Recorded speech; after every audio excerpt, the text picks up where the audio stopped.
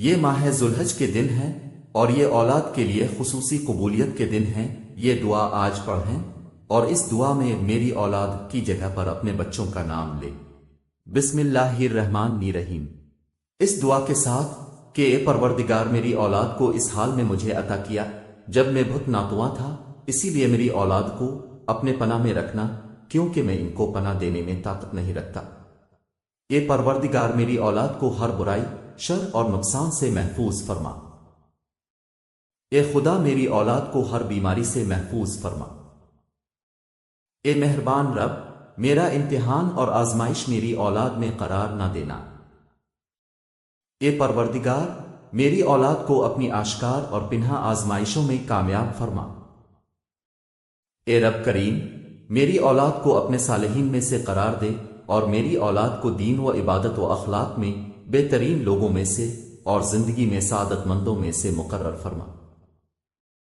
اے پروردگار میری اولاد کو حلال کے ذریعے حرام سے روک دینا اور کرم الہی سے اپنے سوا کسی کے محتاج نہ کرنا۔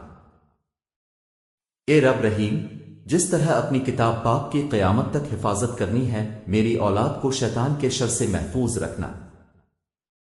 اے مہربان رب اپنے پاکیزہ ترین بندوں کے ساتھ دوستی اور قرب اور اپنی ذات پر توکل میری اولاد کو نصیب فرما۔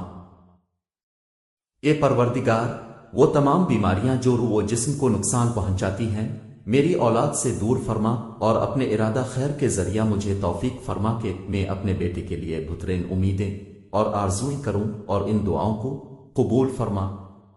اے پروردگار مجھ تک میری اولاد کا احسان اور نیکی میری اپنی زندگی میں مجھے نصیب فرما اور ان کی دعاؤں کے ذریعے مجھے موت کے بعد خوشی اور سکون عطا فرما۔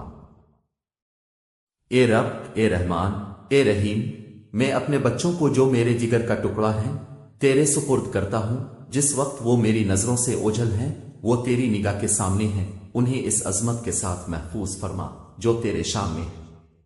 آج وہ دن ہے کہ جس میں والدین کی دعا اولاد کے حق میں قبول ہوتی ہے۔ اے پروردگار وہ جو میری زبان سے نہیں نکلا لیکن تیری حکمت و علم سے پوشیدہ نہیں ہے وہ عطا فرما۔ آمین یا رب العالمین۔ آپ اپنی اولاد کے لیے ان مبارک دنوں میں دعا کیجیے اور اس میسج کو ہر ماں باپ تک پہنچا دیں یہاں تک کہ وہ اپنی اولاد کے لیے دعا کریں اور آپ اجر کمائیں۔ آپ روزانہ اپنی اولاد کے لیے دعا کیجیے، دیر مت کیجیے کہ یہ برکت والے ایام گزر جائیں۔ بے شک ہم اور آپ